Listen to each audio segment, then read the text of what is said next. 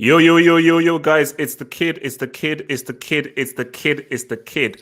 We weren't late, we are always on time, man, okay? We walk via our own time. During this whole self-quarantine period, man, things and timetables have to be a bit different. Who the heck is this? Is bloody buzzing me right now. Things have to go very, very different right now. And guys, we and this is going to be something new going forward. So taking in my Ribena. So obviously we know that the Monday show is always going to pop off. And the Monday show is going to... So this is how the Monday show is going to go. So the Monday show, we may take upon whatever news is out there.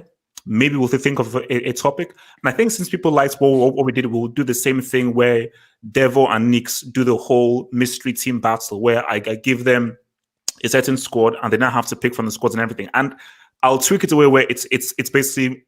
because I know the mistakes that I made before, so it will be a lot better and a lot more interesting when they get the team. So I'll obviously give them the teams on the Sunday, then they have the Sunday evening to look at formations, tactics. Then on Monday they will then look at who does both. And so every Thursday, what we will try and do is Thursday morning we'll put out a tweet saying, "Send us any questions you want. Send us any questions you want. No hazard questions, all right? So no hazard slander because I won't answer those." And then obviously Thursday, 8 p.m. Why not? Why not?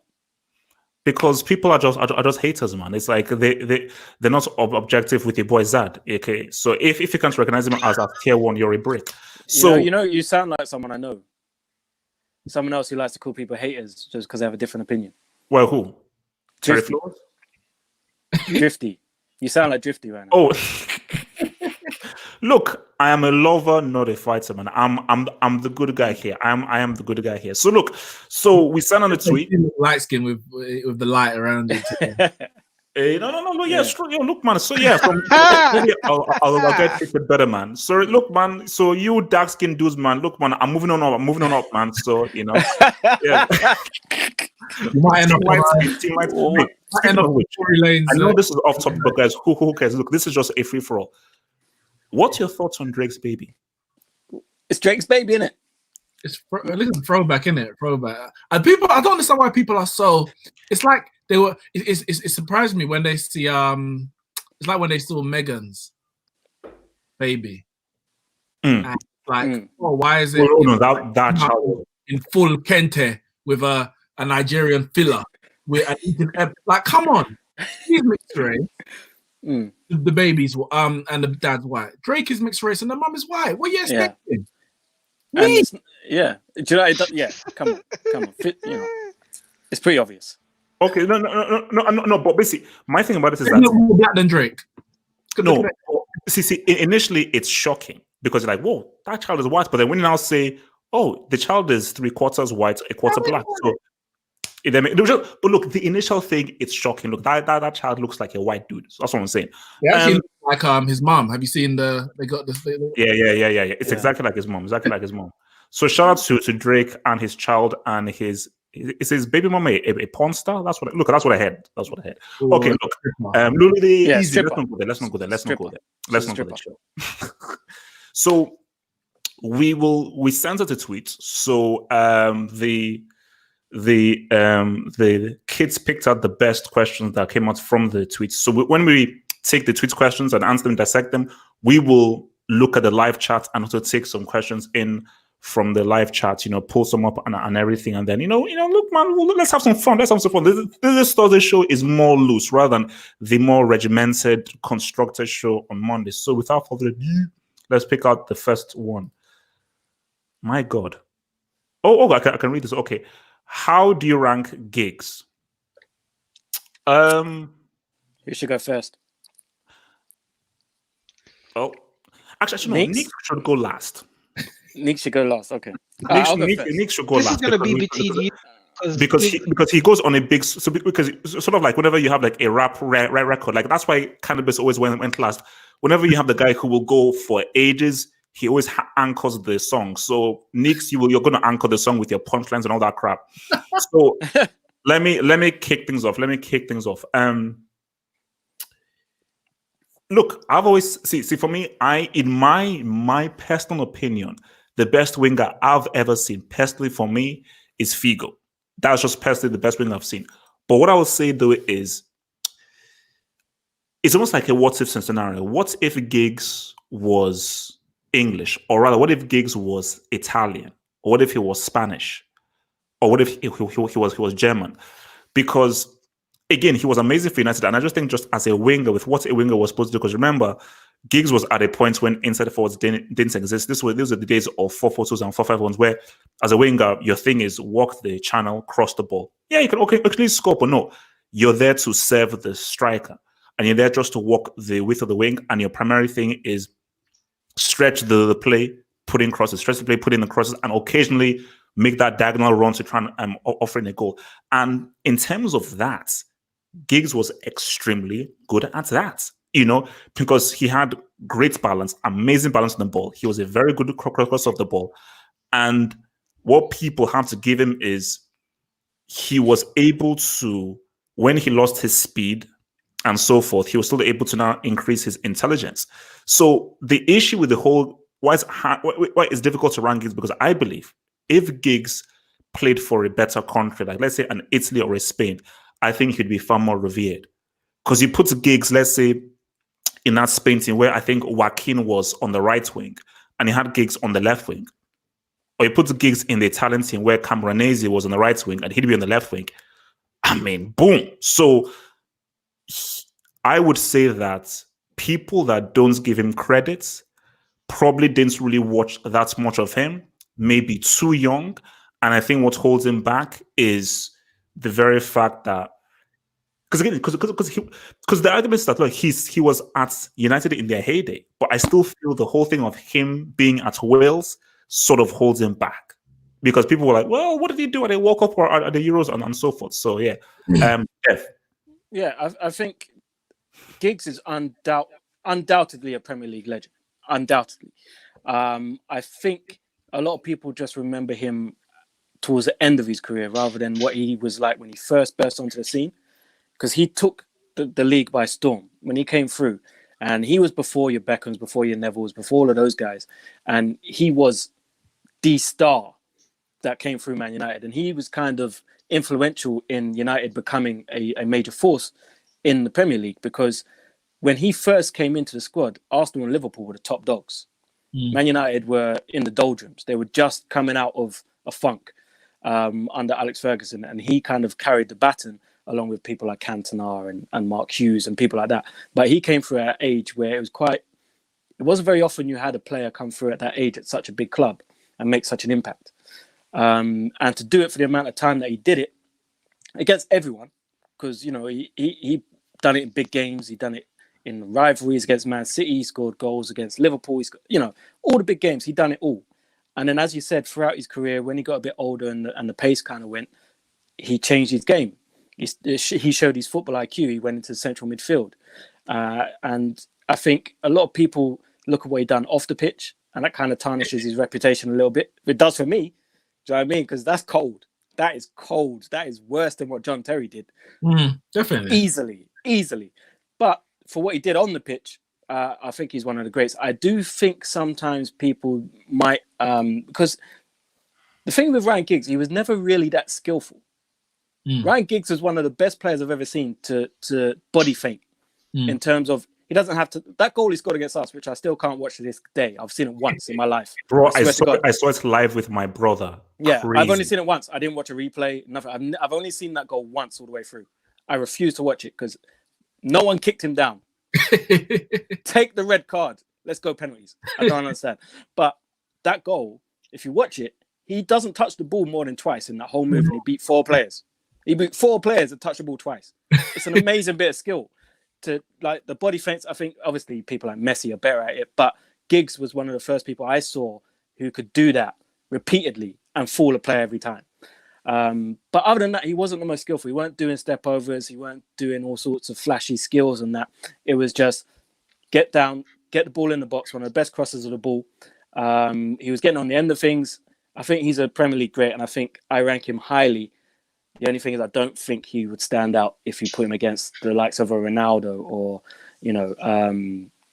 like even a Rooney. He was more flashy. I don't think Giggs would be remembered along those terms. Okay. Javan? So I was saying before, Giggs is pretty much before my time.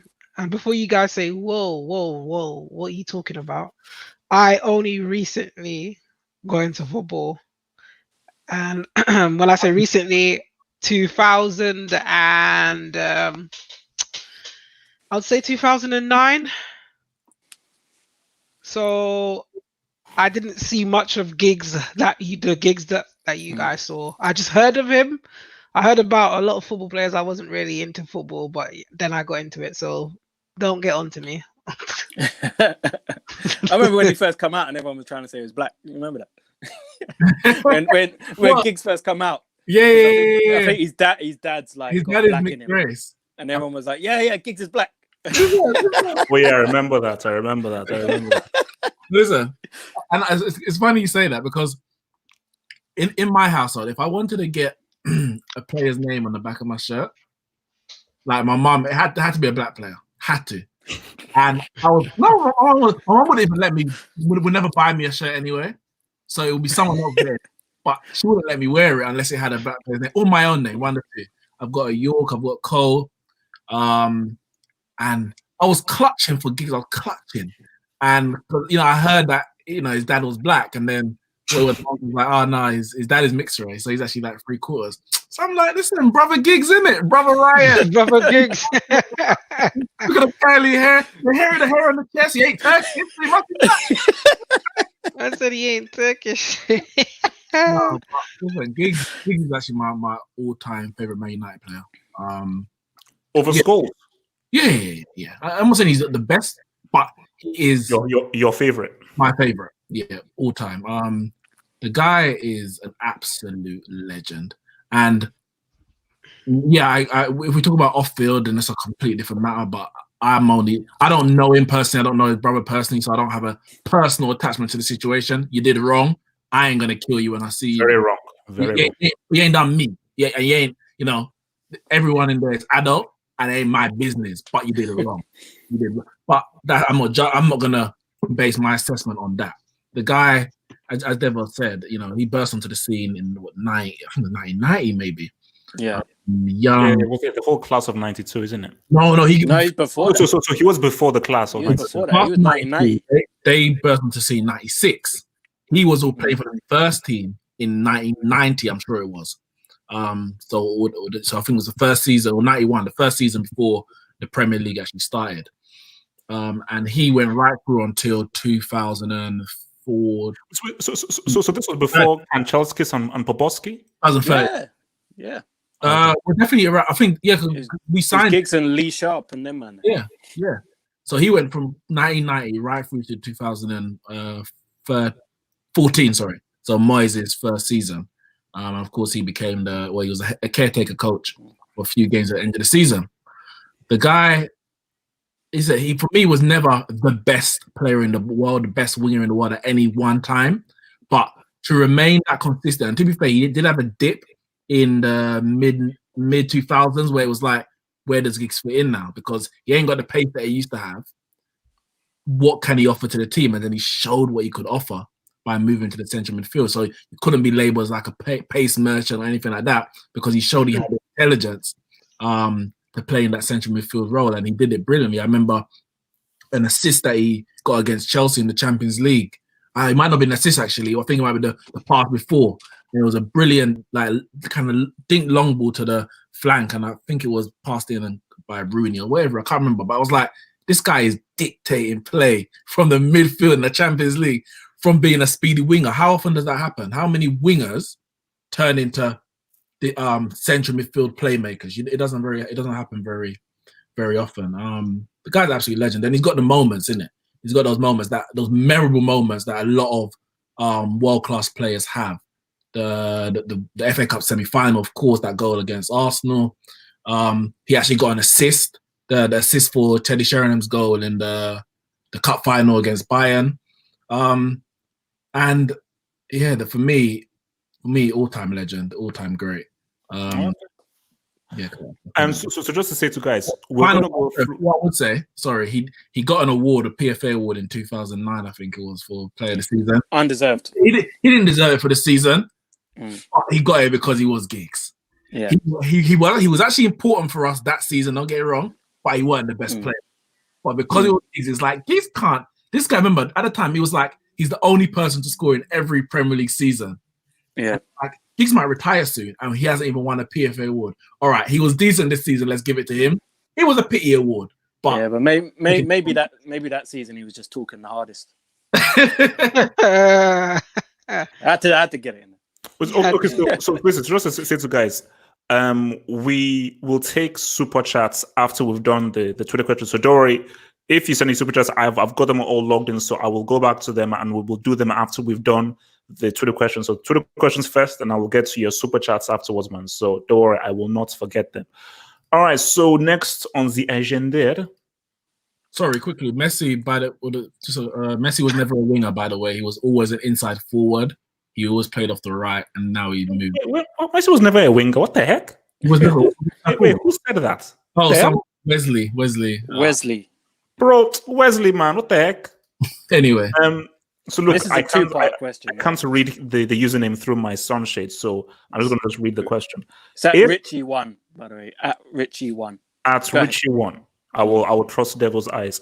If Hazard decided to stay at Chelsea, would Chelsea currently be title contenders? Okay, look. Nope.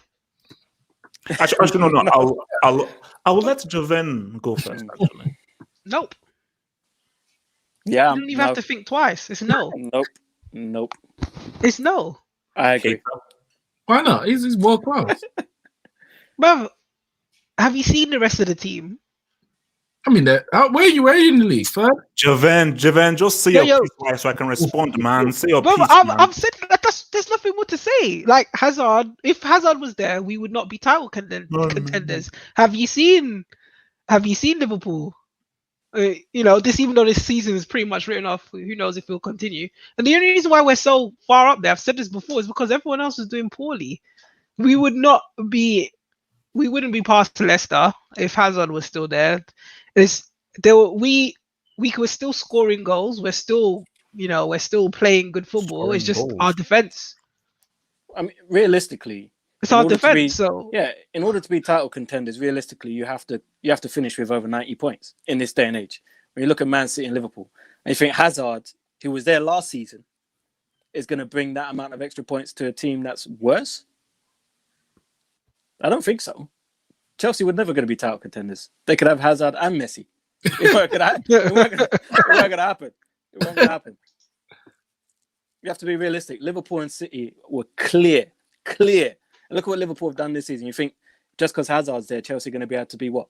3 points behind? 15 points behind? 18 points behind? No, let me hold on. Let me add to that as well. No. Let me add to that as well. So Hazard was there last season. We have the exact same players. And Pulisic. Where did we finish last season? Well, players are a year older. No. To be fair, yeah, Pulisic and remember Tammy, Mount, they both came back from loan. A couple of additional players and a different manager. Because a lot of people's last year was Sarri, innit? So, I'm right into that question. Are Chelsea better this year without Hazard than they were last year with Hazard? Because some people say they were too dependent on Hazard. This year is definitely more of a team effort. Yep. I would say we're better without him because we're not relying on him to play. I don't understand what this Hazard. Has everyone finished their points? Nix? What's wrong with this guy? I finished my point. No. I'm sure don't be. I'm being very cordial. So Devil, have you said your I'm done. piece? Yeah, I've said my piece. Nix, have you said your piece? Go on true. Go and defend your boy. Listen, look, guys, I'm not here to be a fan or anything. I am an objective football analyst. One of the greatest football analysts in history. Let me land. I feel like I'm one of the. Remember, you are on trial for this precise reason. So okay, look. Hey, no, this is Street Close Devil. This is not Judge Devil. So come on, look, man, those are two different people. Relax. I'm the most objective football analyst out there, and I pride myself on footballing truth and objectivity. Let's look at the facts. Nix touched upon some of the facts. There was no Tammy last season.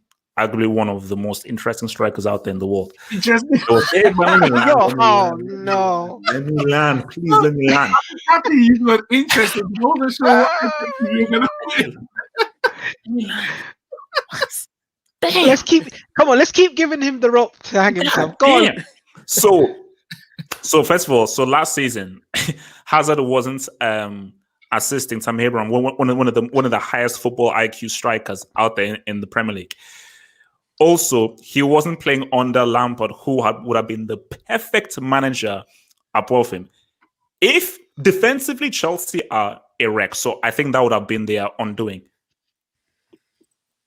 Your boy Zad assisting the sick, Abraham Lincoln, Hazard in this attack, in this fluid attack, doing what he's doing, guys. I'm not saying that they would win the easily title contenders. Leicester, what? The Foxes? A Fox? What? Easily. Liverpool and Man City would definitely be ahead. But Chelsea would say, what's up? Chelsea would say, what's up? 100%. What the heck? Like they said, what's up to Bayern? Did they have that? Well, Real Madrid have Zard, and what's he doing? I'm sure he's still He's sitting on injured. 2 He's assists, and they have better players. Yo, He's injured. yo, He's yo, injured. yo, yo. No. You look check. You need Chelsea to would have check. definitely been better. No, basically, as the question said, I believe they would have been title contenders for sure. You can say they'll be better. Title contenders is a bit far.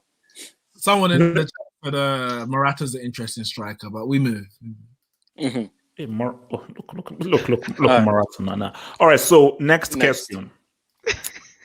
All right, I can't read his name. What is Srivatshan. okay? What is HH's obsession with Hazard, who has never sniffed a World Cup final or CL final?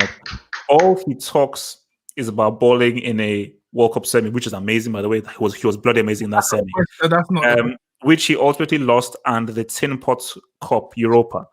Is that Javon's burner account? Okay, no. Just put in very, very simply, because obviously this is a question just directed towards me. So all I say is that, look, I'm not a Hazard fanboy or anything. All I'm saying is that based on what he did in the World Cup semi, you've got to put him at tier 1. And if people just give him a chance at Real Madrid, I believe that he can say what's up. That's what I'm saying. So yeah. All right. From LV Dan, I can read that. Thiago Alcantara has been the best central midfielder in the world for a while. He's undermined because Bayern haven't been consistent in the CL. Now look, let me kick this off, and then I'll kick it to the guys. You see, this is where you now have to be real with yourself. If you put yourself and you label yourself as the best central midfielder in the world, you've got to do it at the very best. I am team Marco Verratti all day. For me, I believe Marco Verratti is easily the most talented central midfielder in the world. But I have to admit that he has to do it in the CL. And for him to really be fully labeled that, this is the best central midfielder in the world, he has to do it against top teams, not against Uber Eats teams. So being amazing in Uber Eats it doesn't really fly. So being amazing in the Bundesliga, playing for a Bayern Munich side who won it 6 times in a row, is not a strong enough argument for me to look at you as the best central midfielder in the world. Drych was given his flowers because he was balling in the CL. Your boy Xavi was given his flowers, even if he was carried by Iniesta and Pep and the system, because he was balling in the CL as well. So Pirlo, best central midfielder in the world, was balling in the CL. So I 100% Thiago Alcantara is an amazing midfielder, superb midfielder, and I think Barcelona were stupid to sell him. One of Bayern's most smartest purchases that they made. Dumb to sell Kroos, very good to get Thiago Alcantara. But yeah, I don't agree with Thiago Alcantara being the best midfielder in the world. And before I kick it to the guys, if I say he's not the best central midfielder in the world, if I was to say who is the best central midfielder in the world right now, damn. Central midfielder, because De Bruyne isn't a central midfielder, he's a cam. Modric has sort of declined. You know what? People will call me crazy. For me, from what I've seen, I'd probably say Toni Kroos. Right now. So that's my pick. Nix. McTominay is the best. Hey, easy. For me, listen, I it's 2013. I think it was the under-21 final, Spain against Italy, and Thiago. The whole tournament, to be fair, he absolutely balled.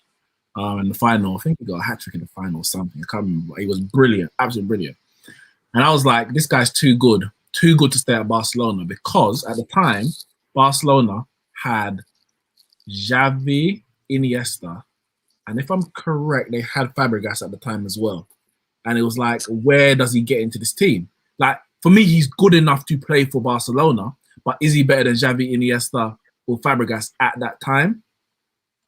You'll say no, but you know that he's going to become a world-class midfielder if he's given the opportunity. But, you know, that's each manager has to make that decision. So for me, he had to leave. Barca was stupid probably not to put a buyback clause in. If they didn't, I'm not 100% sure. Maybe he didn't feel that he wanted a buyback clause in it because he wasn't given an opportunity that he probably felt he deserved at Barca. I wanted him at Man United at the time. I think that would have been Moyes' first transfer window. I definitely wanted Thiago. I think we were linked with him as well. I'm sure we were. It must have been. We're always linked with everyone, to be fair. And I was gutted when he went to Bayern. No, he's not the best midfielder in the world because, as you said, talent is one thing.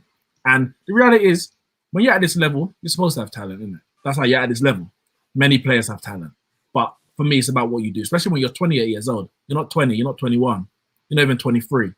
28, you're in your prime. He's balling, don't get me wrong. But you need to be producing at the same level in those crunch moments, as you said, the likes of Kroos, Modric, etc. For me, I do say De Bruyne's the best central midfielder. He's very versatile. He does play central midfield, man. I don't know why you guys are sort of hating me in the live chat. He doesn't play central midfield. He does, because they play the 4-3-3 and they have David Silva as well in the midfield, and he probably plays a bit further forward, to be fair, than De Bruyne. Or stays further forward. But De Bruyne's so versatile that he drifts wide, he goes full forward, he pushes back. That's how good he is. But he lines up in the central midfield. So I'll give him that credit because of what he's producing. Is he the most talented central midfielder in the world? No. There's better, like Pogba. Pogba's more talented. He has the ability to be better than De Bruyne, but he's not the best because you need to be doing it week in, week out. So that's what that's what Thiago. That's why I don't put him up there. Can he produce that in the next couple of years? I mean, he's probably only got 2 more years to really state that claim at his age, but he's a top player. Remember, he's had some really bad injuries as well. Thiago struggled with injuries earlier in his career. But for me, he is one of the players I really enjoy watching, Thiago. He's definitely in my top 10 players of who I actually enjoy watching play football. I'm not saying he's one of the top 10 players in the world. I'm saying that when I actually watch him, I enjoy watching him on the football pitch more so than I do some other players. He's a very, very talented player. And when he is on form, when he's on his game, he makes it look very simple. And he could run a game like he did. I think it was against Spurs. And he just ran that game. It was just easy for him. But yeah, he's not the top central midfielder in the world. I'd agree Verratti is better. He's another one I enjoy watching. But for me, the best central midfielder in the world is Kevin De Bruyne at the moment. Has been for the last couple of years, probably, if we're honest. But I think Thiago has all the tools in his locker. I think if it wasn't for those injuries, then we may be having a different conversation. But that's part and parcel of football. He has had those injuries. Therefore, consistency is tough to come by. And maybe it's a bit of the thing of you're at Bayern and you're used to winning, and you could take a few games off, take your foot off the pedal a bit, because the rest of the team is probably going to pull you through it. Whereas when you're playing in a league that could be seen as more competitive, you have to do it week in, week out. Do you know what I mean? You have to do it week in, week out. So maybe there's an element of that. I don't know. Javine. Yeah. Pretty much the same with me.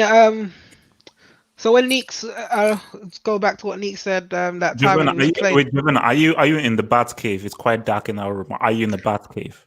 No, so my light changes to whatever's on my screen. So because my What the screen mood is is. how What? To what the mood is. He's feeling very evil, so he goes to red. so the Oh, no, it's dark. no.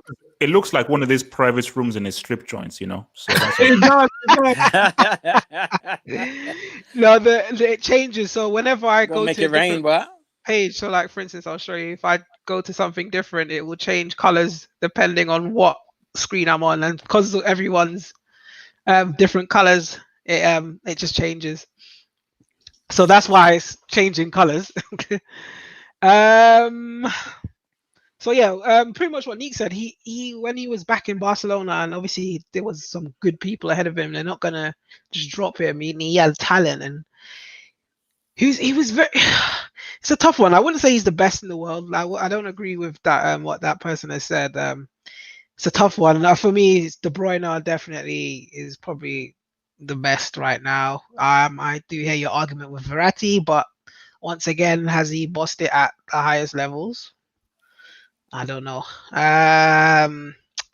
So that's it with me with Thiago. I think that's what I'm gonna say on him. I don't think he's the best or he's underrated or anything. Yeah, he could take the gas off at Bayern because they win everything. I feel like maybe Bayern probably wasn't the right move for him. I think maybe if he went to dare I say it, somewhere in the Premier League, where it's much harder, week in, week out, then he wouldn't have to take off the gas, and maybe he would be up there and spoken about more. So sometimes a move could really actually determine how your career goes. Cruz obviously is definitely one of up there as well. I've seen what he's done since he's gone. So to who's the Real best Madrid. midfielder in the world? Best central midfielder in the world? I'm gonna have to say De Bruyne. I'm gonna have to. Like, I don't know who you can say is better than him. So. All right, Javan has spoken. We move to the next question. All right. We've done that one. Devil. Come on, man. Just get. Hey, get look, shit man, together. this is a whole stream. This whole stream thing, man. I'm doing my best. So, from Robbie Lee Ree was the Liverpool fan. Was the 2005 CL final the best comeback ever, or is the 1999 Man United better, or Liverpool versus Barca 2019? Robbie Lee, thank you very much for sending in the question. Robbie, I don't know whether you have seen this video or not. There's a thing called a miracle. And this miracle took place at Camp Nou. Let me just set the stage. Let me just set the stage. First leg, PSG won 4-0. And PSG had the audacity to score an away goal. And you know what? Somehow, some way, Barcelona managed to come back. Now, I do agree that 05 thing was an amazing comeback. But you know what I say?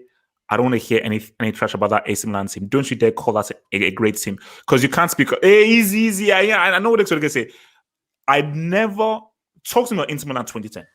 Talk to me about Bayern 2013. Talk to me about Barca 2015. Talk to me about 20. Don't you dare.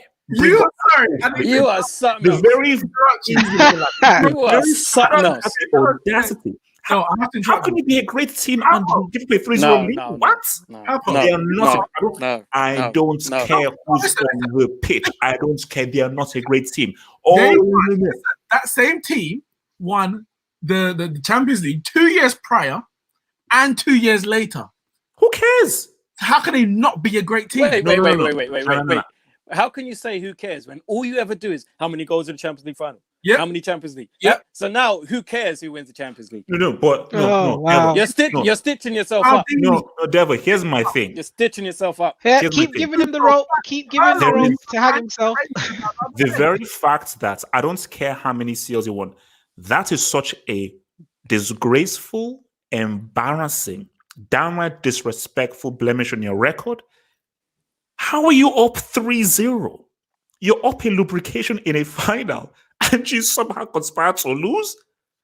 No, you're not a great team. Hell no. No. Yes, you had great players. Yes, better players, but no, you're not a great team. You're not a great team. And if Maldini or Philip Lam could never. And that's a conversation for a different day. Philip Lam, aka Bart Simpson, could never. How good is Maldini really? How good is Nesta really? If you were up 3-0 and you guys, have you seen that Liverpool team? You just stop saying. You're just saying A stuff man now. said, "How?" Let's move on. Let's move on. No. Oh, okay, boss. Answer the question, please. So for me, the best comeback. For me, the best comeback has to be a miracle at Camp Nou. What Barcelona did was insane. Bring out the question again.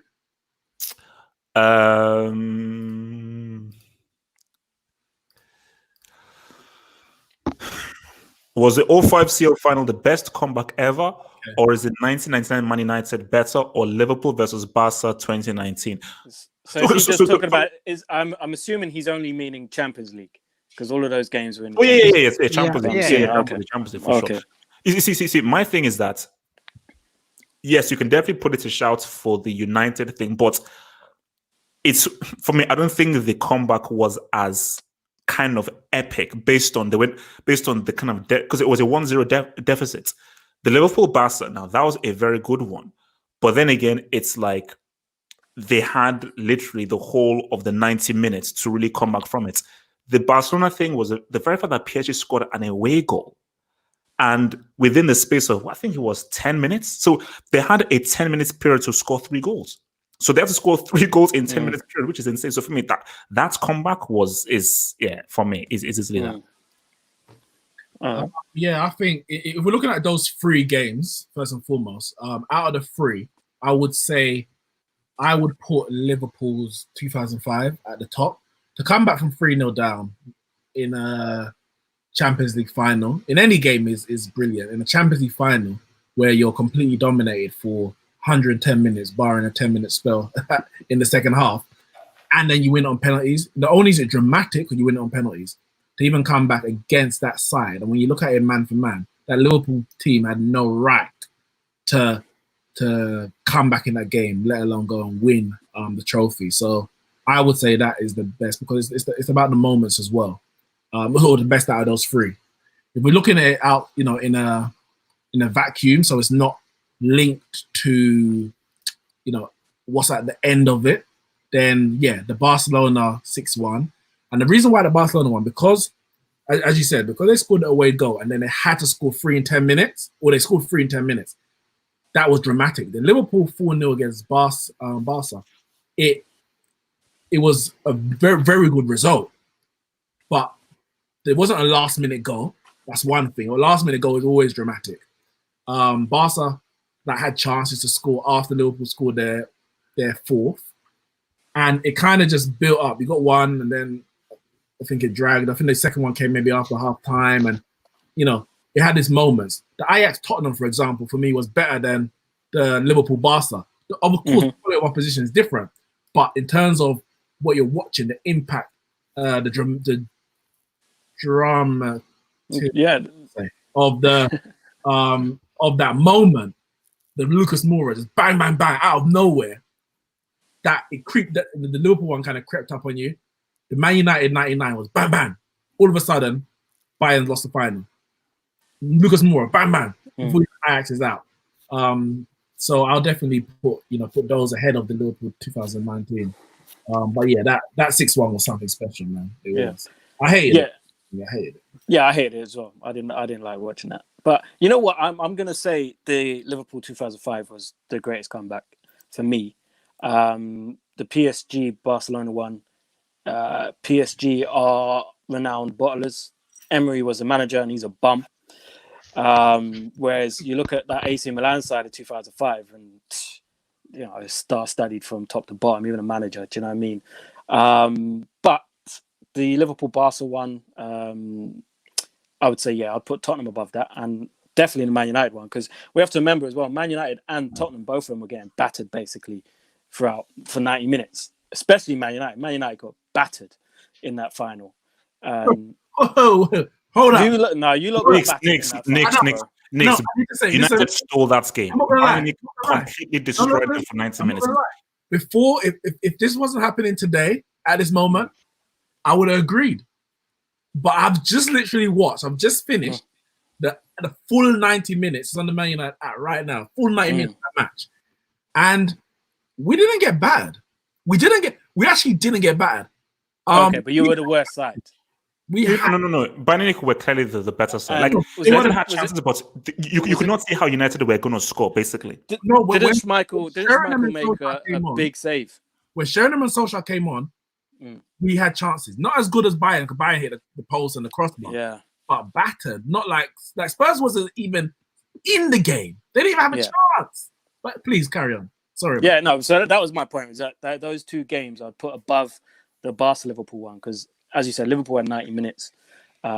Is at Anfield, and it kind of just gradually built up to where it ended up being. But the Spurs one, as you said, that was just literally. And I remember Ajax had a chance to score late on, and I think was it Ziyech hit the post, or was it what's the Serbian brother's name? I forgot his name. Tadic. I think it's Tadic hit the post or something like that late on. And at the time, I was like, "Why are you shooting? Go to the corner." Go to the corner, and he shot, hit the post. They went up the other end and scored. So that one for me was a crazy comeback. I would say the Liverpool Champions League final against Milan first, then probably Tottenham, Man United, and then Liverpool, Barca. Shavern. I obviously didn't watch the 2005 game and the 99. Wait, why not? 999. Hey, Javan, why not? I told you I didn't watch football at that time, but I did watch highlights. In terms of, I did watch some recaps when I got into football. I started looking at different games, and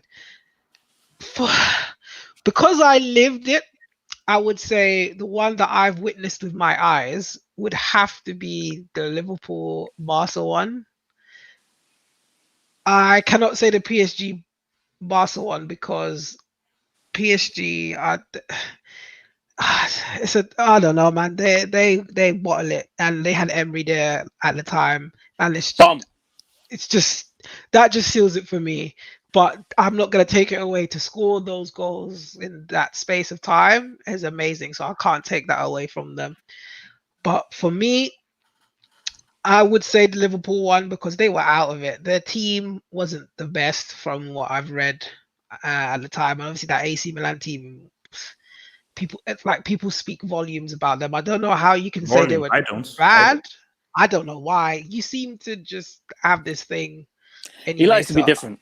Yeah, so I there's nothing to be different about it. That team was great. I didn't even watch football there, but from what I've read, seen, and heard, they were great.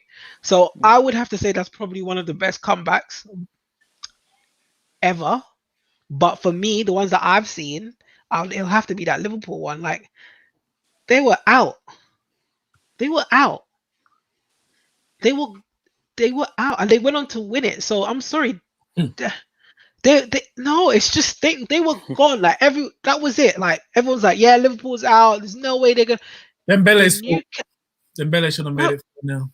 Yeah. Oh, yeah, come on. Don't put it on Dembele. Come on. If it wasn't Dembele, you were putting it on them. You're only trying to save it because it's the No. How can you not defend a 3-0 lead? Are you that crap? Can defend a 3-0 lead? Easy 1-on-1. It was like 3-on-1. Even. Hey, look, man, he's still the ooze. He's still the ooze. Yeah. Preferential treatment. For me, that's what I've seen. It's like Liverpool was just next level that game. It's unbelievable. Wow. All right, let's not go too far. I know. Listen. Yeah? I know everyone here. You know, when you put biases and agendas aside, for me personally, that was probably they were just different. Like the Liverpool we know. Well, for me anyway, I've just always seen Liverpool fail. They've just always been 8-6. So for me to see this is like, wow. I'm sorry. For me, how good Liverpool are. That's it. That's what we just say. You know how good they are now. I'm sorry. Let's not sing their praises too much. For me, that would have to be the best comeback I saw. But if we're gonna go on stuff that I haven't seen, I would say Liverpool also as well with their comeback against AC Milan. Okay. All right. Next tweet from Clayton Cruz. Oh, cool name. Would you rather score a hat-trick in the Champions League final or score the last-minute winning goal in the World Cup final? Now, Clayton Cruz. Now, I mean no disrespect. I mean no disrespect whatsoever. But I think that this is a very easy answer.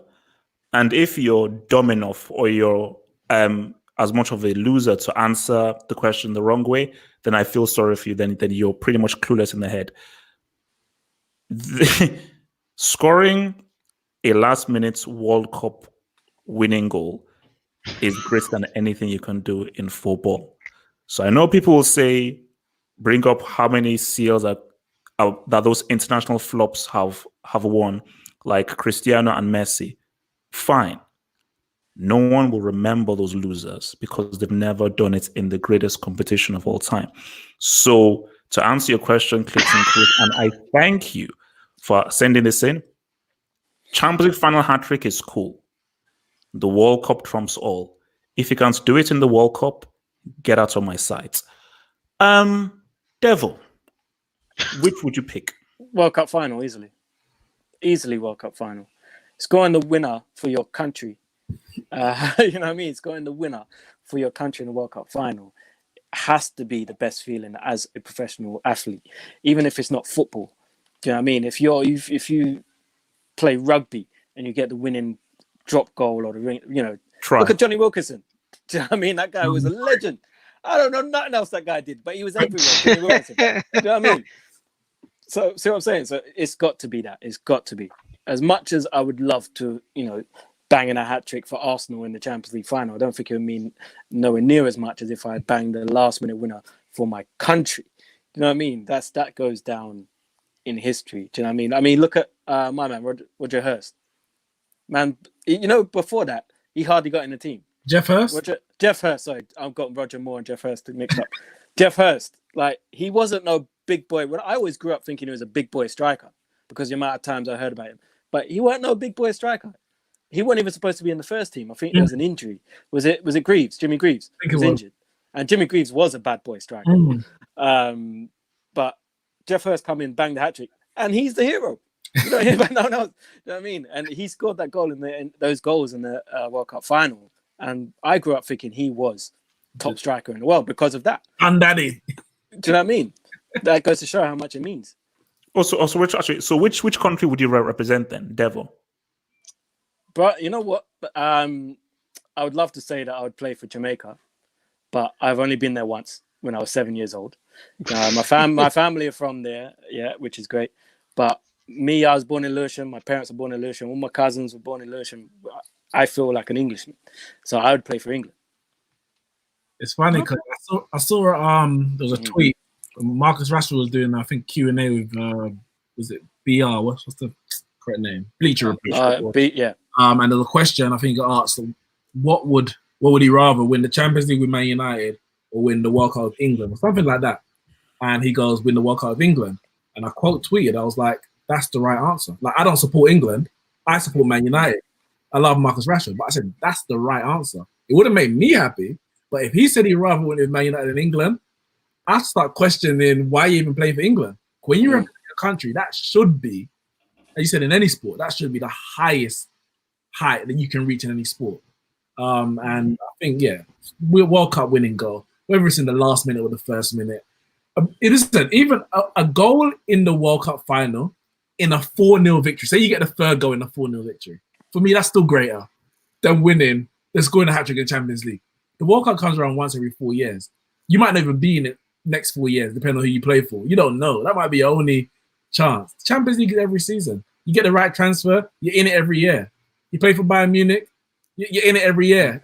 Barcelona, depending. So, I think World Cup is not even, for me, it's not even a debate, really. Javine? Yeah, obviously it's the World Cup winning goal.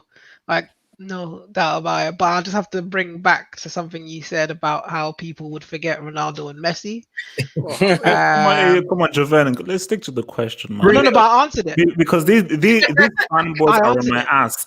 Javen, there are currently Cristiano fanboys who have I had to answered meet it. separately. Please, Javen, don't do I this. answered it, but I just have to just pull you up on that because they will be remembered, No, they won't. Of course I will. Of course they will. especially by you. Oh, no. Especially by you, because you're going to be talking about I'll remember them as 10, club 15, merchants. 20 I'll remember years. them as club merchants and international. Oh no, but you still remember international- them, though. Yeah. What? You're still going to remember them, though. Are you As not? Luka. In internationally, as You're not going to forget them tomorrow. Zico's the greatest winger you've ever seen. You talk about Robben, left, right, and center. Yeah, how many European cups between Robben, Ronaldo, and Figo? It's all about ability, all about Oh yeah. Yeah. And they're definitely going to remember that. Okay, so next question. No, as I said, look, they'll be forgotten. 5 years afterwards, they'll be forgotten and just lose everything. So, Wait. Have hope, man. I got a question for Javan. What country would you represent? yes, Javen, who would you represent? Would you represent your enslavers, or home country? Well, Montserrat doesn't. Well, they do have a team, but I know people who play for Montserrat. but the thing is, man, You I were would. born there. Huh? You were born there. I was born there. It's a tough one, man, because look, if I knew I was gonna get into that England team, and I knew I had my assurances and I could, I will play, then I would pick England. But if I don't have that assurances, I would definitely just play for Montserrat. You're an opportunist, basically. Well, yeah, I can do more because if I go and do more for England, I can bring whatever the money and whatever I make, and I can build up whatever is in my country. If I play for Montserrat, am I even gonna get into a World Cup? You're gonna have to pay for your own travel, your own hotel, Like, look at that. training Where kit. where can I go from there? Like, it's not. It's so you have to look at it. So you play for England. I'm not gonna say whatever this guy said, and Your use that no. money. Your enslavers, your slave masters. Yes. I will just have to say yes, massa. Okay. So you were in the house while Yeah. I was in the field. Yeah. Huh? And doing a little You were dance, in the innit? house while I was in the field. Okay, hold I'll on. do a Stop. little Oh dance as I go. my Stop. gosh, Javen. Hold on. Let me stop you. Let me stop you right there. Hold You on. have the night walk, the And night then Javen, You play for Javen, Nigeria. wouldn't when you Right? bang that last minute winner, you gotta go and say, yes, sir, done good, sir.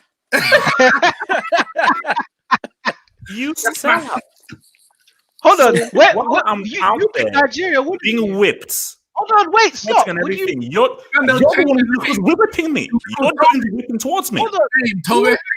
Who you picking? Ghana or Nigeria? Wait, what? Who would you Who? rep? HH? Ghana. What do you mean by Ghana? Okay, Nigeria, right? You can play that team. You don't have to do much. You can easily qualify. Montserrat has no chance to get into qualified for the World Cup. No. But Javen, all you're saying is that because you're so desperate to play in the World Cup, you will play for your slave masters. So you were in the house. That's what I'm saying. Okay, well, I'm at. Sammy, You know what? it's Samuel I'm a- Jackson. You were in the house. So wear your suit, wear your bow tie, speak your uppity English, and say yes, master. Thank you, Yes, master. master. Thank you, master. I was born in England, but I'll tell you for a fact. Generally, it would be cricket for me. That was always like the sport I was thinking. If I were to play for, it would be in West Indies for me. Even Yeah, though if it's for cricket, I'll easily pick Yeah, West but cricket, Indies because cricket it's is there. different, no, but you say that, but then there's players like Jofra Archer, bro. For Archer, yeah. Chris Jordan, Carl Lewis. Carl Lewis, his name is? I think that's his name. Yeah, colors. They've played for England and they should have, or they could have, and should have, played for West Indies. But even for me, football, like I would pick Jamaica or Trinidad. Now, yes, they're better than Montserrat, fair enough. And, Way better, man. but the Way chance better. of them getting to the World Cup, I mean, okay, Jamaica got in 98, never been before and since. Trinidad got in 2006, never before and since. But for me, like, if I'm a Premier League footballer, money's not an issue. And the way my mind is set up, I'm not even just thinking about myself. Yes, I would love to play in the World Cup, but what would even excite me more was being able to help build Jamaica for them to play in the World Cup. even if I ain't there anymore, can I? Yeah, but that's how I can do that by Jason- playing and getting. Jason Roberts playing for Grenada and trying to build up what's happening in Grenada. No, we ain't seen Grenada, but I respect man like that more than I do. I'm not saying I don't respect Sterling because he does stuff on that side for Jamaica. That more than I would respect Sterling for playing for England. You're good enough, yeah, you play for England, but getting Jamaica and your home country in those cases, for me, I'm like. So then, what do you think of when Jamaica did make it to the World Cup and everyone come out saying, "Oh yeah, I'm Jamaican," whereas they didn't play in the qualifiers. I know, but because Jamaica got there, all of a sudden it's like, "Yeah, I'm Jamaican," but you never played before. And I was speaking to what's the guy's name? Leighton Orient. McAnuff. Joby. Was it McAnuff? Joby McAnuff, yeah, he's at Leighton Orient. I think he's the manager now or something. And I was at the Leighton Orient game against, I think it was Accrington or one of them at Wembley, and he was like, "Listen, man, he played for Jamaica, and they were the facilities and all that kind of stuff. It weren't good, and so I understand, when you're playing in England and you're in the top level of the game and everything's catered for you, and you have to go into the trenches." And dig it out for man. It is hard, but that's where for me, I'm like, you have to be selfless to go there. You have to be selfless. I'm not saying them men are selfish, but obviously they just like their things nice in it. So, okay, you look at the example of even like a George Weah who, on 100%, who he could have easily qualified to play for Italy and easily would have been happy to have him, but he said no, I'm going to go to Liberia. No, I don't. What? You say happy to have him? Italy, big black man. No. Nix, be very clear. Happy to have his services. Oh, okay. Then we'll continue. But remember, back in them days, it was different. I don't know because remember, only now if you played for under 21s or youth setup, you can change your allegiance to a senior. Back then, if you played youth football for this certain country, that's your country. You couldn't change back then. That's only recently changed. So if George Weah played for Liberia from a young age and then went to Italy and it was like, yeah, we'd like to use you, but he's already played for Liberia. That's it. That's you're Liberian for the rest of your life. That's where it was. Okay. I think we have one more? Actually, there we go. One more.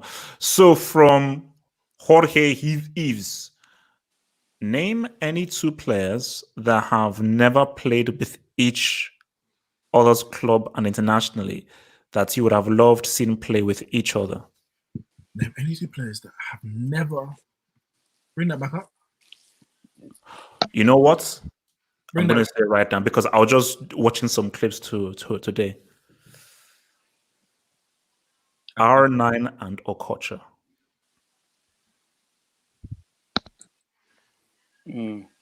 That would be a nasty partnership. Oh, Lord in heaven. R9 and Okocha, yep. Just what they could conjure up creatively. Whew. You know what I'm going to say? R9 and Messi. I think R9 and Messi in the same team. I don't even have to say nothing else. That's actually unfair. Like if they were in the same period and they were in the same team, because R9 was a machine. And also both of them at their prime as well. Oh boy. Yeah, I'm gonna say those two. I was originally thinking Cristiano Ronaldo and Messi just to see how they would work together. Just to see if it could work together. It wouldn't work. It wouldn't work. Yeah, I would just want to. Yeah, but I would just like to see that those two in the same team for a season, not just a one-off game, for a season or two, just to see who's the big dog. You know what I mean? Oh, you see, this is just straight up disrespectful. I mean, why is your picture in the background? I really want to insult you, bro. So good. I wish I could. Twice. So good they named him twice. Ray Parlour's career.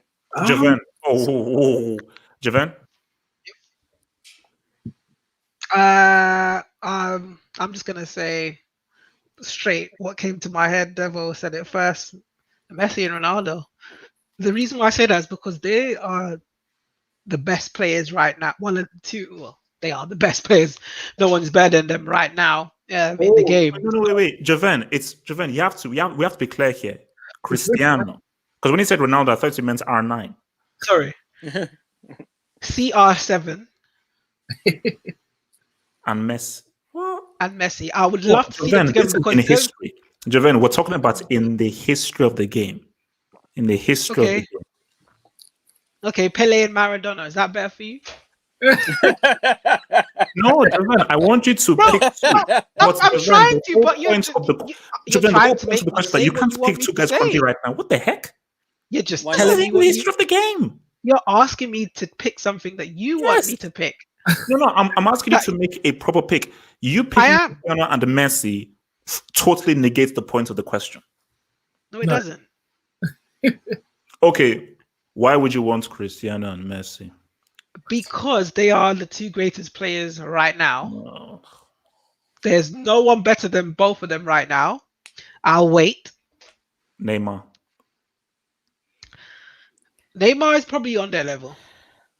Ne- But for me, Messi and Neymar's played together, and we already know what that brings. I want to see Ronaldo and Messi together. And I need to see that because as much as you don't want to admit, they are the best two players right now. And they're pitting against each other. Everyone's against, Ronaldo, Messi, which one? So I would love to see them in a team together, and I would love to see how that would turn out. That would actually Nix. that would actually be disrespectful if you had to imagine you had a team, Ronaldo, Messi, for 10 years, like at their peak. Like that's unfair, man. And the reality is Ronaldo will score more goals and Messi would just I think Messi's much happier giving assists, isn't it? So he would just be like, yeah, slipping Ronaldo ain't passing anyway, so I'm not gonna I don't need to make that run. You might get like a little, I don't know, a Griezmann like player picking up the scraps if the shot gets saved. But listen, that would be something. But for me, that would be an amazing front three. Well, two. too, yeah. Messi, Neymar, and Ronaldo. Woo! Yeah. For me, That's mentions. I thought long and hard. No. Long and hard. Okay. No. I would like to see. I would like to see. It has to be in the right team. But I would like to see Zidane and Iniesta. I would like to see Zidane and Iniesta because Would that even work? well, that's what I'm saying. It's in the right team.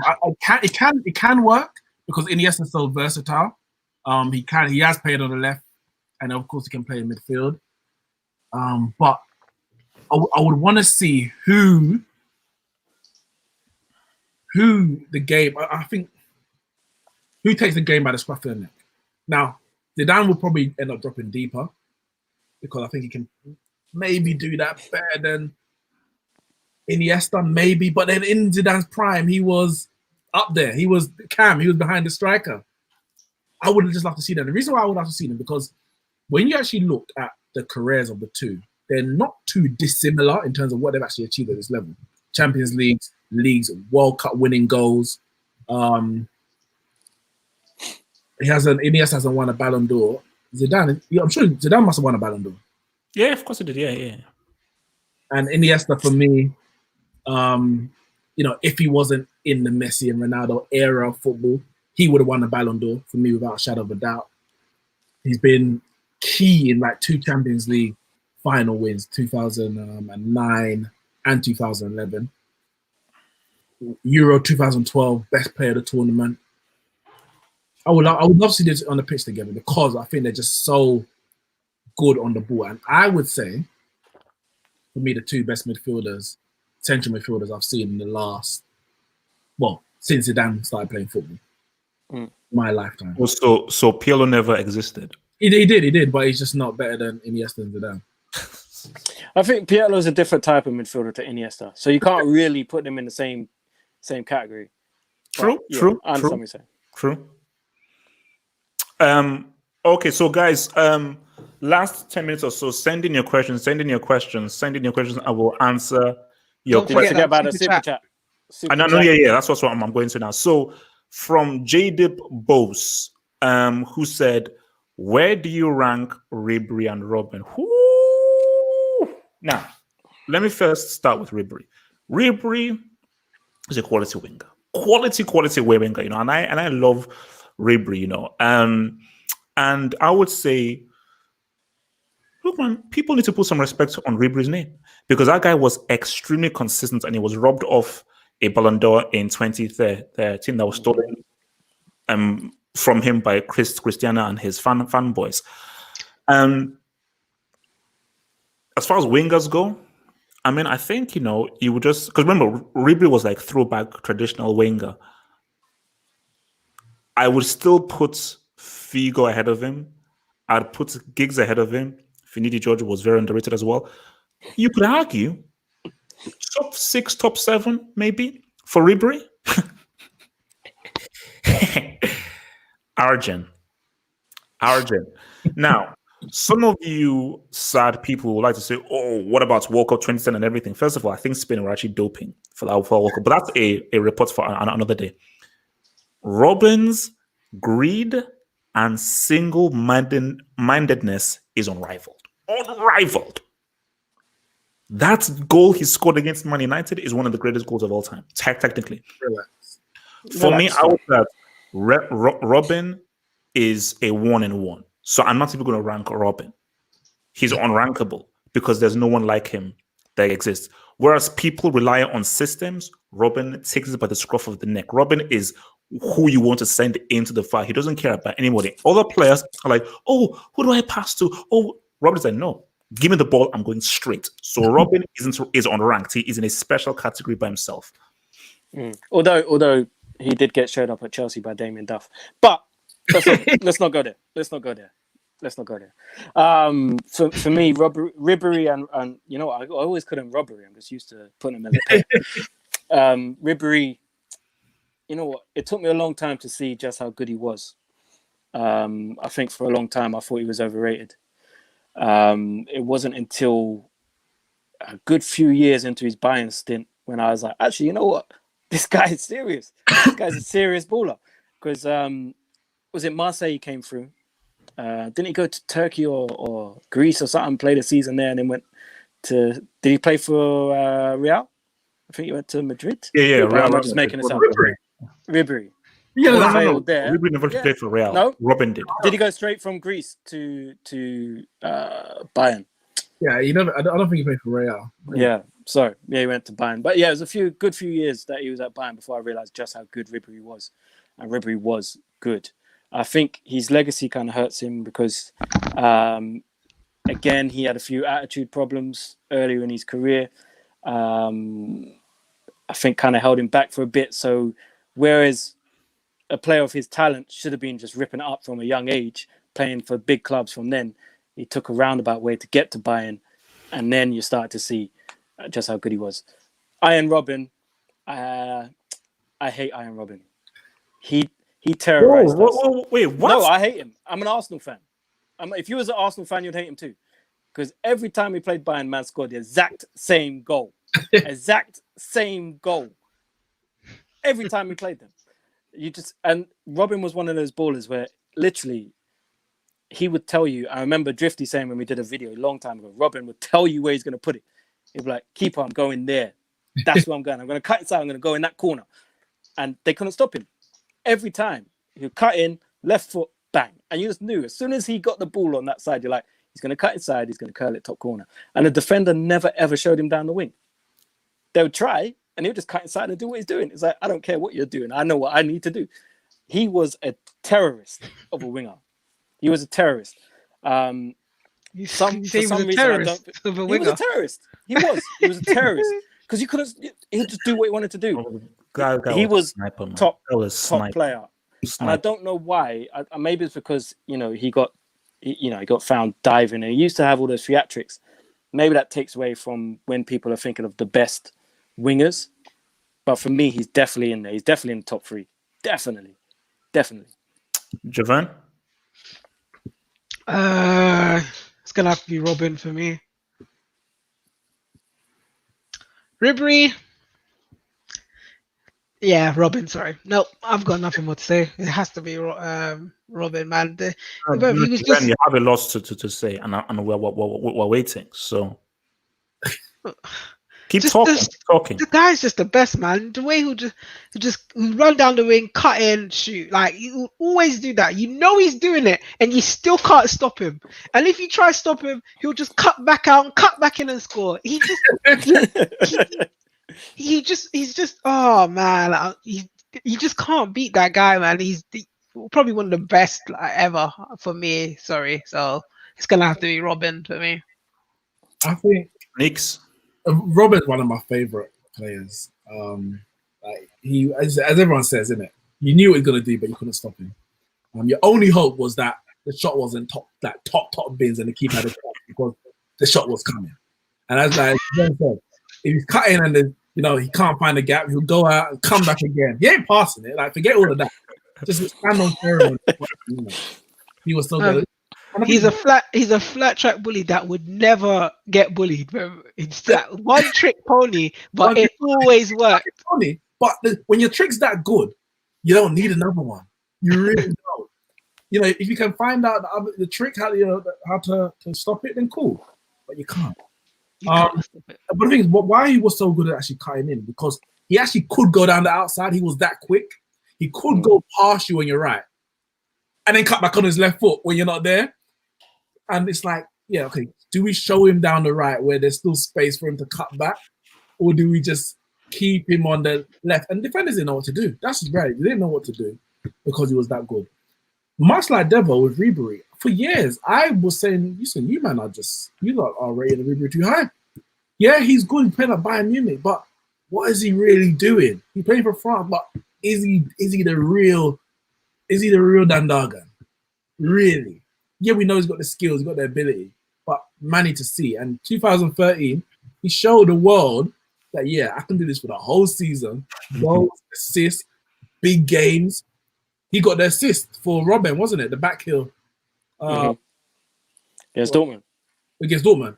Yeah. Ribery got the assist. Yeah. Man turned up in 2013, and I think we said on the dugout, like if he won the Ballon d'Or, you couldn't begrudge him that year. He was that good.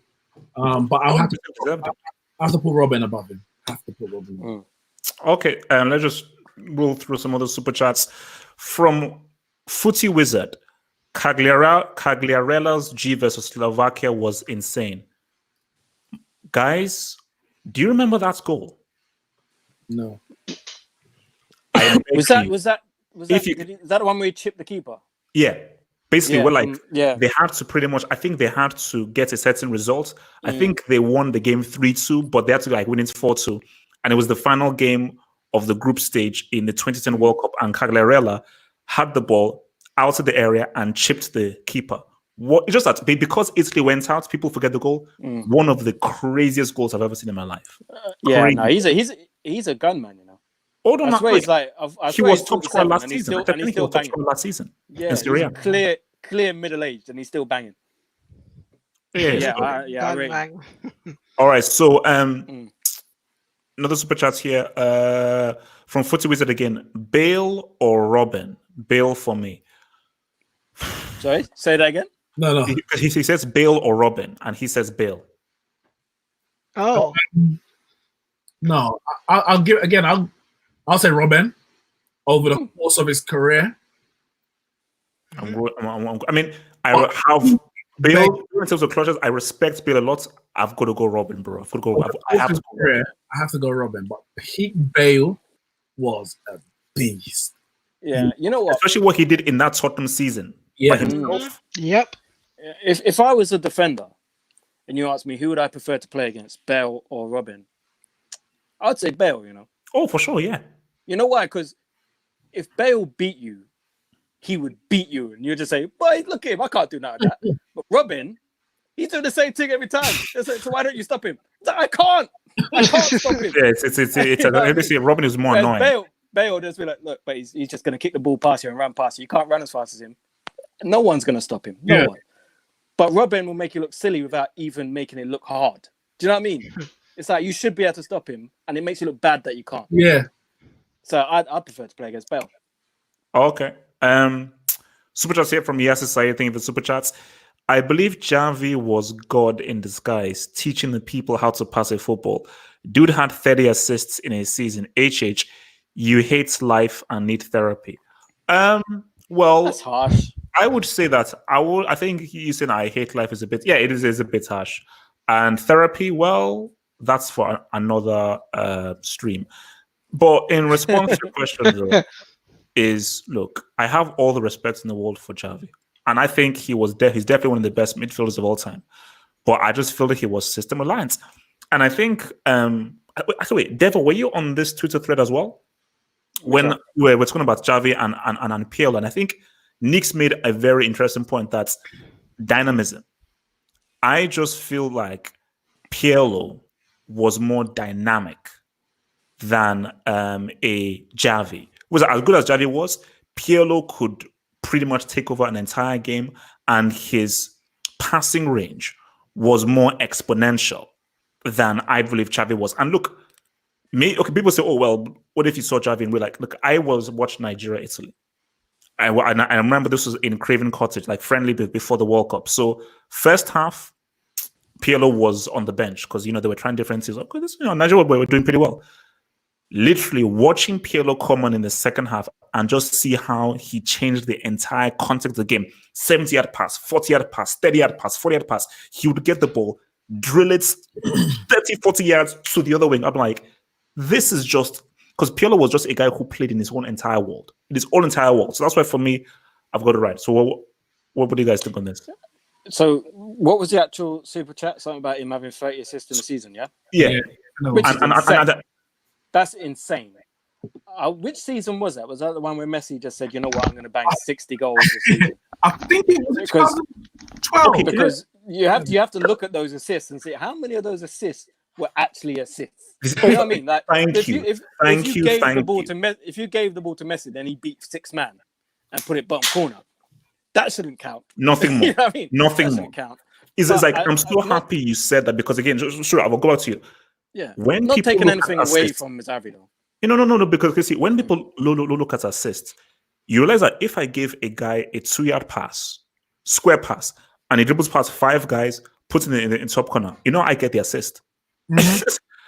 So, like we have to look at like, okay, how many of those things were penetrative passes, the defense splitting passes? Then that's for me is an assist rather than a 2-yard pass or a simple square pass, and then the guy literally does all the hard work and puts the ball in the net. So, but I will give you that point, Ninks. I think Pirlo was the more dynamic player. I think Xavi was the tempo guy for Barcelona. Do you know what I mean? He was the tempo guy. It's like, right, pick it up, pop it off. You might get it back, and then find that instant where you could just pop the ball forward at pace into an Iniesta, into a Messi, into a David Villa, and then we could get the move started. He was kind of like the guy that pulled people out of position. So he was the pivot. He would get the ball. If nothing's happening forward, pop it back. When you get it again in space, have a look. Can you go forward? No, pop it to the side. Move the players out of position. Then he was one, right, this guy's out of position. I can now go behind him, and now we're in. That was Xavi's purpose. It was much like what Pep Guardiola did himself in Barcelona teams back in the day. Whereas I think Pirlo was more of a quarterback, I'd call him. He was the kind of person that when he got the ball, he could spray that ball 40, 50 yards and play it in behind the defense for someone to go in. He could carry the ball a little bit himself. He was dangerous from 30 yards. He'll pop it in the top corner from 30 yards. Do you know what I mean? He was a bit more of a dynamic midfielder. I still personally preferred watching Xavi than I did Pirlo. He's just more my kind of thing. That's what I prefer to watch. I'm not going to say he was better, but I prefer to watch him. But I think, Xavi, I think some people are hard on Xavi because of just how good that Barcelona team was. But as I said in another conversation I had on Twitter regarding Lampard and Gerrard, if you're that good that you stand out in a team with that many good players, you can't hold that against yourself. But the team around you is good, but you still look good. It's a lot harder to look good in a very good team than it is to look good in a mediocre team. But the thing is, you can't hold it against him. But what I would say is that in none of those teams was Xavi the best player. He might have that's because Messi was in it. No, but even even the Spain team, Iniesta was their best midfielder. Iniesta was played a tournament in 2012. David Villa was their best player in 2010. Iniesta I'm not taking Xavi's not the goal scorer, innit? He's not, but Iniesta was getting goals and assists. Xavi, of course, as a dictator, as a tempo maker, he is probably the best we've ever seen. Like, he is the best we've ever seen. But if you don't play that style of football, and you don't need that specific role where you're going to keep popping off, Xavi, I'm not saying he becomes obsolete. He would raise any team he plays for, but he would not be. We won't be talking about him to the level that we do.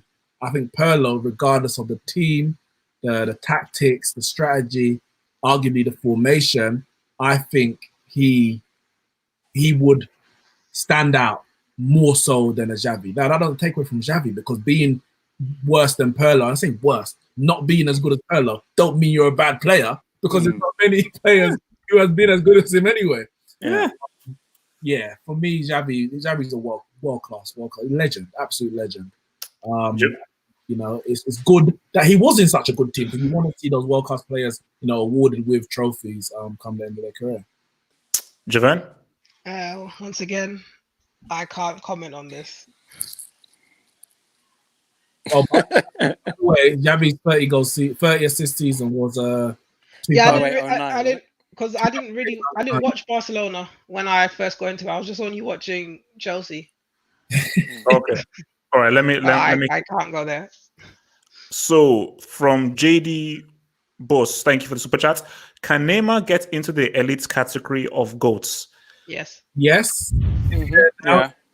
You know, no, yes, sorry. Yes, he can. Will he? Precisely. He can. Yeah, definitely. He got the talent.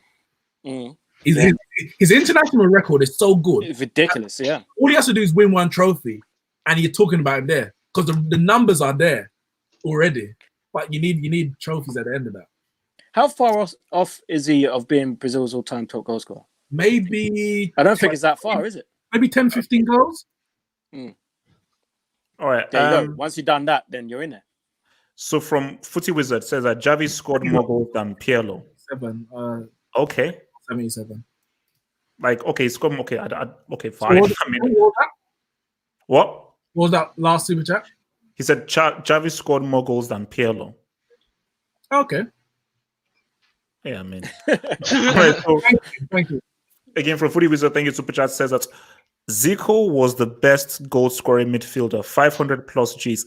Lampard and Gerrard are chumps in comparison. Wish we won the 82 World Cup. You see, obviously from a Brazilian here. You see, the thing is with this, right? And again, it goes back to the Pele thing. When these records, because Pele claimed to score over 1,000 goals. 1,000 goals. But there's no real record of that. No, his goals are more around the 700 official games, because he's counting club. That's what I'm saying. That's what I'm saying. So there was, So again, I think with Zico, it's much the same thing. Is there's the official records are probably not going to say that he had over 500 goals. Zico was a top player. Don't get me wrong. I'm not saying Zico is rubbish and it's all, fabrication, because he was. I mean, I used to watch videos of Brazil teams from the 70s and early 80s. I used to have VHS videos of all the Brazil teams and that. And their man there was special. He was special. Yeah, I remember that 82 team was crazy. Like, I think it's the best team never to win a World Cup. Yeah. Yeah. And they got done by the Italians. Was a great goal scoring midfielder. Bobby Charlton, yeah. All right, so from Yasser Saeed, thank you, Super Chat says that, has Messi ever won a Champions League without Xavi? Xavi won a World Cup without Messi. How can Xavi be a system merchant when Xavi was a system? Let me respond to this, because people keep bringing this up. Oh, how is a system merchant? Because he was the system and so forth. But before I even go there, he won a World Cup without Messi. 2010, arguably one of the most clutch performances in a World Cup by an individual was what David Villa did. David Villa, game after game, was coming up with clutch goals, key goals. That Portugal game was tight. David Villa came through. That Paraguay game was tight, where Xabi Alonso missed the penalty. David Villa came through. And obviously, Puyol came through in the semis. Iniesta came through in the final. So you can't just say, oh, he doesn't need Messi and so forth. So this whole thing about he was the system. the system was built and catered for him. Spain's system and style of play was pretty much identical to what Barcelona did. So the Real Madrid boys had to come in and actually, they were the guys that had to acquiesce and change their games to suit what Spain were doing. So obviously, I believe Xavi Alonso, Sergio Ramos were the guys who were like, all right, this is now Barcelona we're playing, and we now have to acquiesce there. So Xavi didn't have to do much changing from Barcelona to Spain. So the whole, again, okay, when I say system mentions, it seems as an insult. I just feel like he was reliant on a particular system. And I believe, people say, well, you never know. I believe Xavi wouldn't be as effective if he was in a far more attacking team. Let's say if he was in Klopp's Liverpool team or in your Heinkes' team or so forth. And there's a reason why Rijkaard benched him in 06, because that was a different system that didn't fit him. And also, I don't know where Hop's gone. Where did he go? Oh yeah. I think I need to just change my camera. Okay, but also people say, oh, but Xavi never be another system. Yes, Barca played tiki-taka, don't get me wrong. But Barca haven't even played the same way from the start of Xavi's career to the end. But Xavi wasn't, and I guess there's times when you peak and you drop off. But Xavi wasn't the Xavi we all know from start to finish. He wasn't the main guy at Barca from start to finish. We weren't talking about Xavi when Ronaldinho was doing this stuff. It was when the Cruyff element of the Barca style of play really came to the fore under Pep Guardiola. Of course, he was a great player before that. But even Spain haven't always played like this. Spain didn't always play tiki-taka. But as you said, the system was catered towards where the best players in Spain were at the time, and the best players were at Barcelona as a group, and that's how Spain played under Aragonés and then their boss. Okay, so I think speaking, so guys, sending any last questions, but there's one that I actually saw which was interesting. So this will be last 2 or 3 questions before we round this off. So someone said, my battery's dying. What is it? Go on. My battery's dying. Go on. No. I've switched to webcam, so my battery, my camera, because didn't see how HD and how my skin was glowing in the high HD, and I look at how happy my skin. And I think I've now gone. I see my light skin has now gone down. I've done like a reverse vitiligo. So, someone put an interesting comment, and he said that would R9 be the GOAT if he didn't have that injury? That's a big question, boy. But yes, he would. I 100% believe he would have been. I think you had to be there and live it to really understand how good he was. Every time I see a compilation video on Twitter, I retweet it because I just like watching it. The guy was. No, wait, sorry, real quick, see, Devil, speak on that. Because I get attacked for my attachment to R9 and everything. People just say, oh, Fab Ronaldo and everything. But just speak on, because again, I think we have a lot of viewers that are a lot younger than us, who are like in their 20s or so forth. But speak to how it was like watching Ronaldo, which YouTube isn't a great substitute for that. See, now when Ronaldo was around, YouTube weren't a thing. Do you know what I mean? It's like when you watched Ronaldo play, you were just in awe of someone, because he was a big dude. Do you know what I mean? Even before he put on all the weight after his knee injuries, he was a big guy. Yeah. 6 foot, muscly. Do you know what I mean? And he used to bully defenders. I remember Colin Hendry in the World Cup, Scotland, and Colin Hendry was trying to hold him up, and Ronaldo was doing his thing, and Colin Hendry literally turned around to another defender and said, "Help me!" You saw his lip, "Help me!" He didn't know what to do, and he was doing skills that to this day I haven't seen players do. To this day, I haven't seen players do it, and he was doing it at pace, full tilt.